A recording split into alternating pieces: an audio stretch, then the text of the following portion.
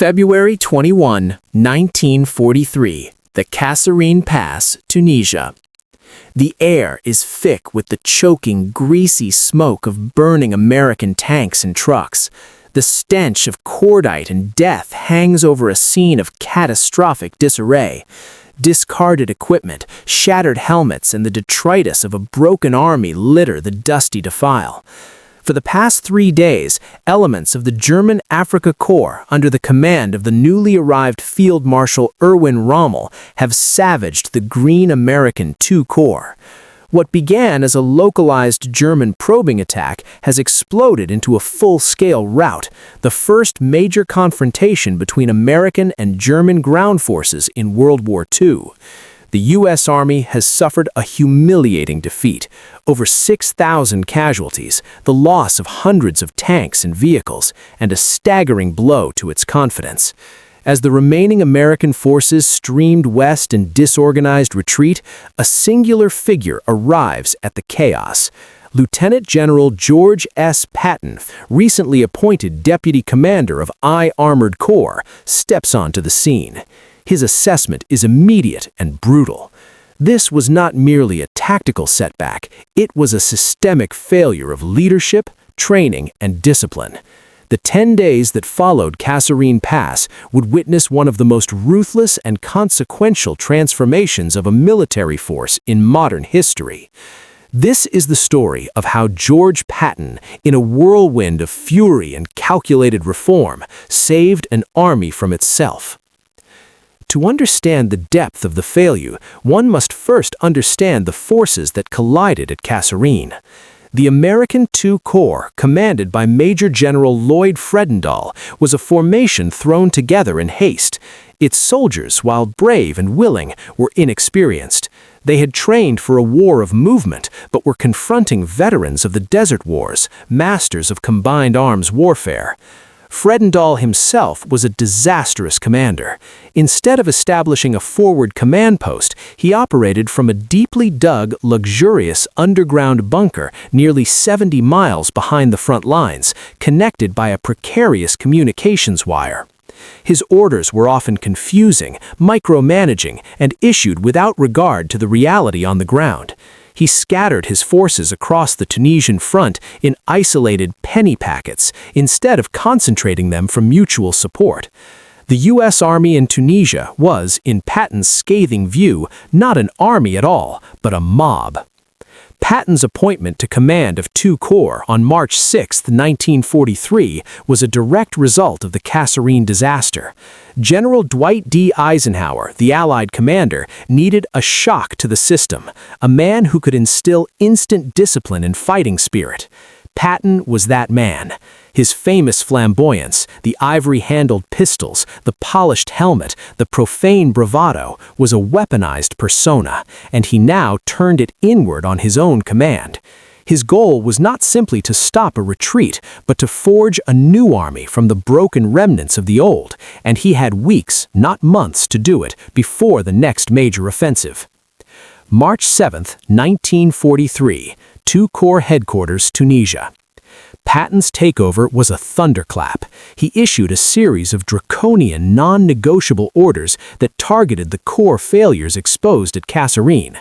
Uniform and discipline, every soldier from private to general would wear a helmet, necktie, and proper leggings at all times. MPs were stationed at every intersection to enforce this, turning away officers who were out of uniform. Patton believed that external discipline bred internal discipline.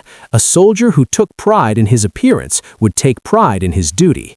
Aggressive posture. He ordered constant aggressive patrolling. We must attack, attack, and attack, he declared.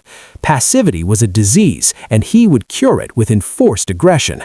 Units were ordered to gain and maintain contact with the enemy, to learn through constant small-scale action. Command responsibility. He immediately began purging the officer corps. This was the most critical and ruthless of his actions. He did not wait for court-martials or lengthy investigations. He used the blunt instrument of efficiency reports and direct command influence. Officers who showed timidity, incompetence, or a lack of fighting spirit were summarily relieved. He famously stated, "I won't have those goddamn cowards on my staff." This was not cruelty for its own sake, it was triage. The Army could not afford to reteach hesitant commanders under fire. They had to be replaced immediately with men who possessed what Patton called the will to fight. The purges were sweeping. While exact numbers are complex, numerous battalion and regimental commanders and several key staff officers were removed.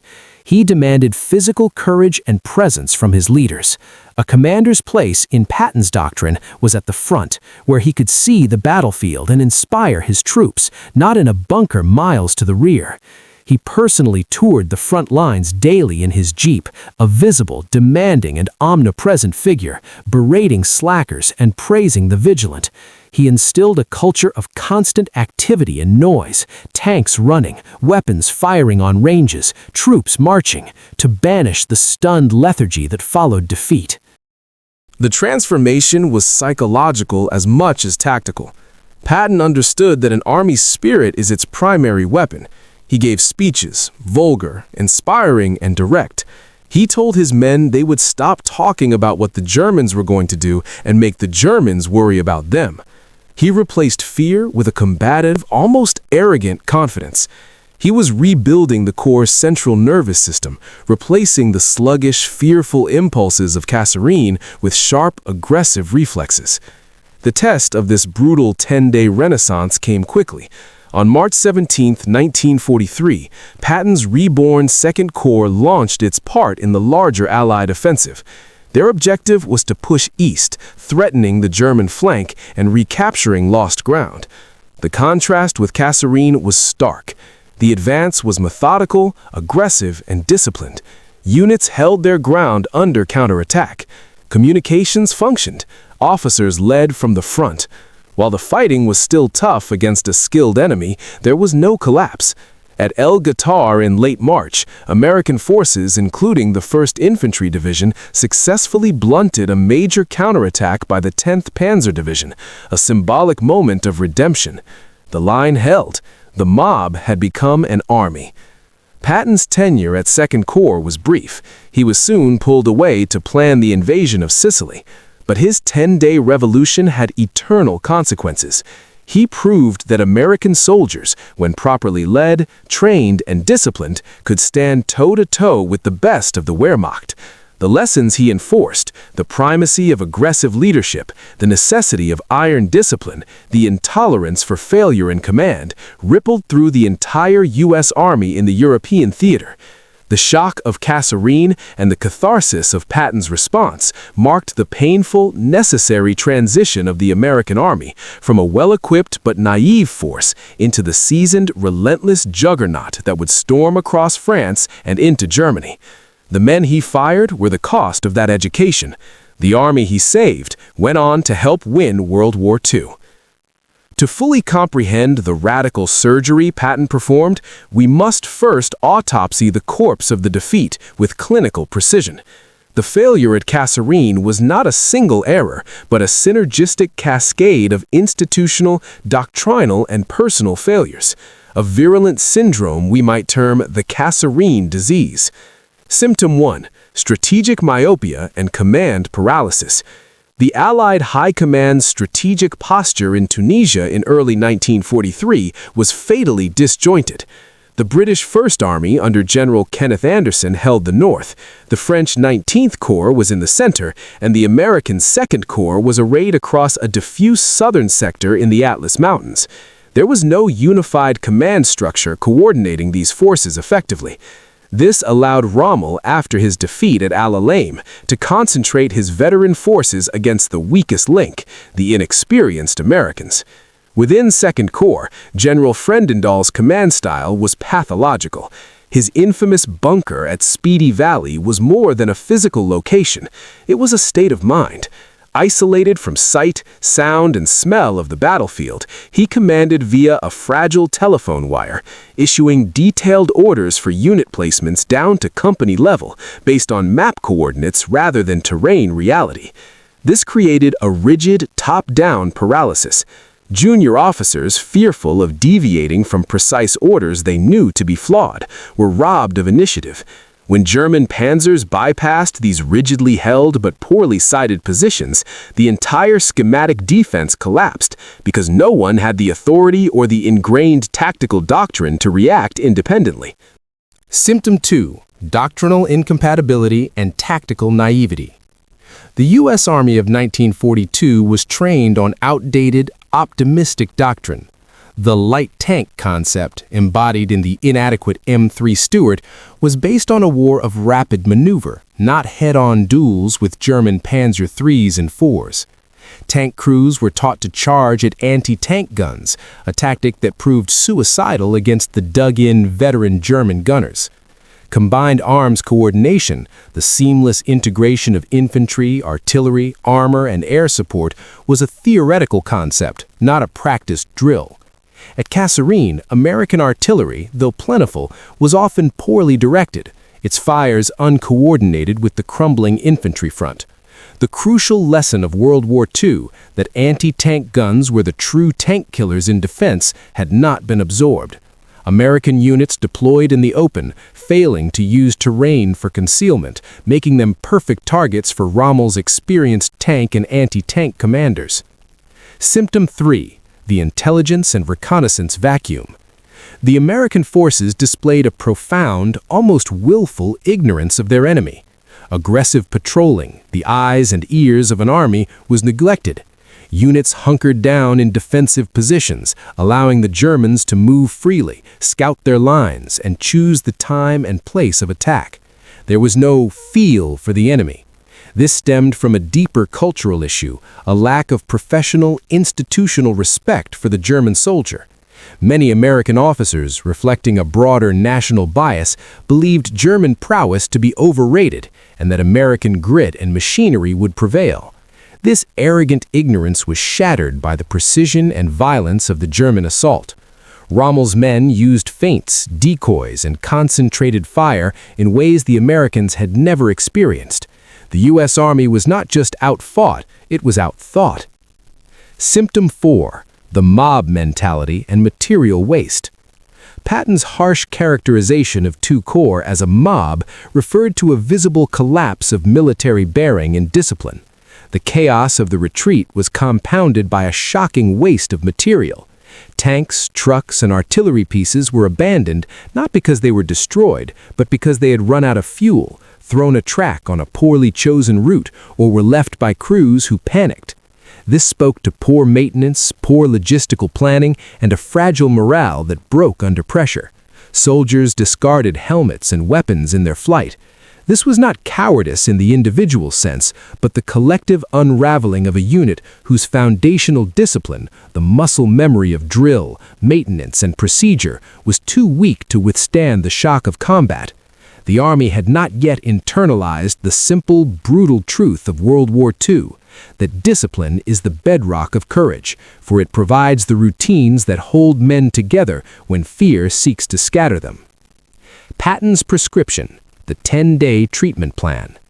Patton's response was not a nuanced adjustment, but a shock therapy protocol, administered in 3 concurrent, brutal phases.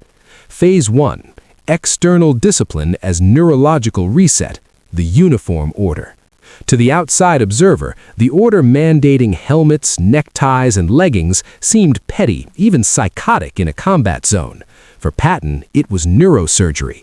The Kasserine disease had degraded the Army's neurological pathways, creating synapses of fear, sloppiness, and retreat. By enforcing a rigid, visible, and constant external standard, he was forcibly creating new neural pathways. The act of properly dressing each morning was a small, repeated ritual of order. The MP at the checkpoint became a synaptic gatekeeper. This constant, low-level enforcement of a simple rule rewired the soldier's mindset from that of a frightened individual to that of a regulated component of a machine. It communicated one undeniable fact: control had been reasserted. If the commander controls your necktie, he controls the battlefield. It was a psychological trick of immense power, replacing the chaos of defeat with the palpable, if uncomfortable, order of a strict new regime. Phase 2. Surgical debridement of the officer corps. The Purges. Patton diagnosed the officer corps as a gangrenous limb threatening the body. The infection was incompetence and timidity. His method was amputation. The relief of officers was swift, public, and often merciless. He did not limit himself to the obviously culpable. He targeted those who exhibited what he called the weary look, a posture of defeatism and exhaustion. He valued aggression over caution, initiative over perfect planning. A young, untested officer showing fire in his belly was safer than a seasoned officer who had learned fear at Kasserine. The process was deeply personal and intimidating. Patton would descend on a command post unannounced. His inspections were not about polished brass, they were about knowledge. He would demand to know unit positions, enemy dispositions, the plan for the next 24 hours.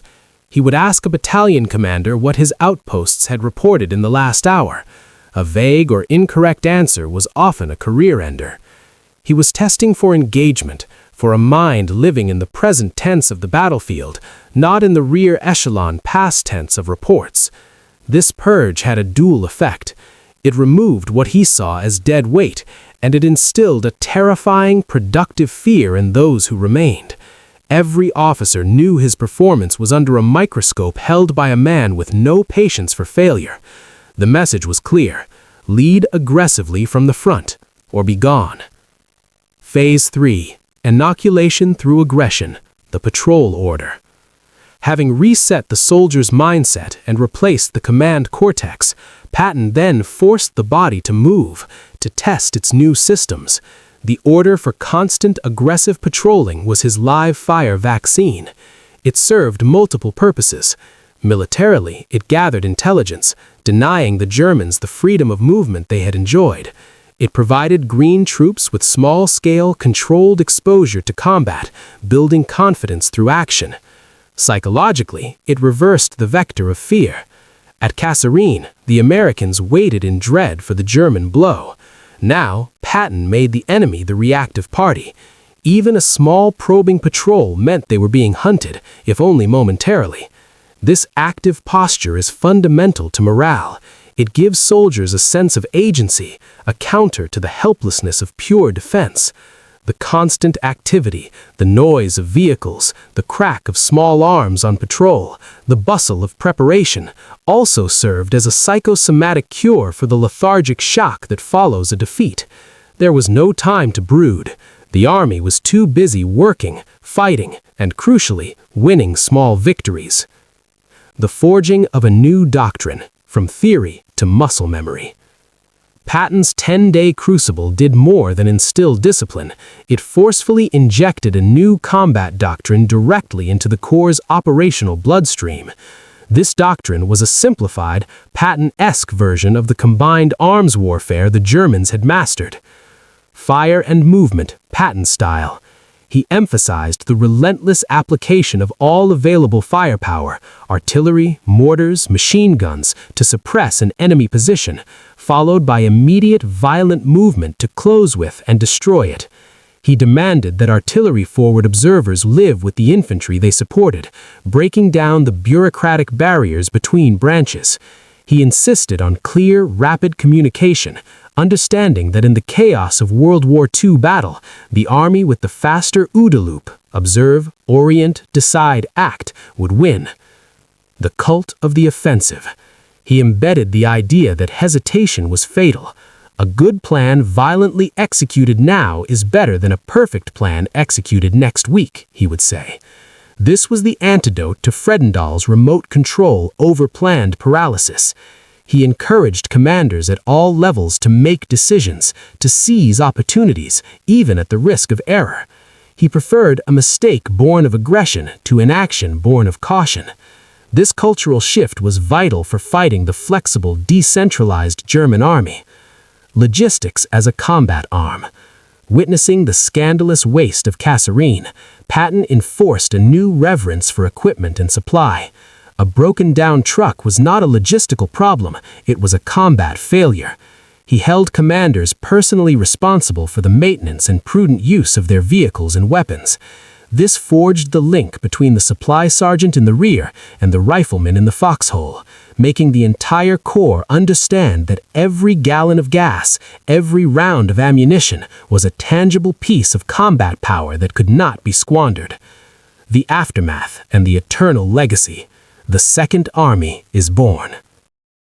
When Patton left for Sicily, command of Second Corps passed to another hard-driving general, Omar Bradley. The framework Patton built remained.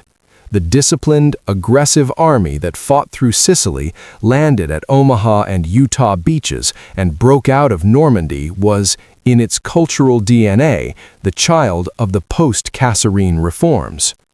The U.S. Army that entered the war in North Africa was, effectively, a First Army, well-intentioned but brittle.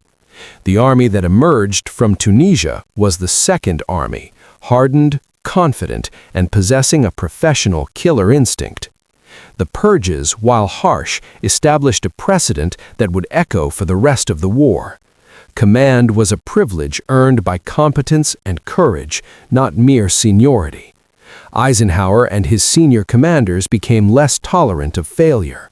The culture of accountability Patton instilled saved countless lives in the long run by ensuring that those leading men into the meat grinders of places like the hedgerows and the Hurtgen forest were, by and large, up to the task. In the end, the 10 days that saved the Army were a masterclass in transformative leadership under extreme duress. Patton understood that in the face of a catastrophic systemic failure, incremental change is a form of surrender. He administered the traumatic, jarring shock the patient needed to survive. He replaced the blood, reset the bones, and shocked the heart back into a rhythm of aggression. He demonstrated that the difference between a mob and an army is not just weapons and numbers, but will, discipline, and the iron character of its leaders. The soldiers of Second Corps paid for their education in the blood of Kasserine Pass. George Patton was the terrifying, brilliant headmaster who ensured that tuition was not paid in vain. The army that helped liberate a continent was forged in the shame of a Tunisian pass and the relentless, unforgiving fire of one man's will.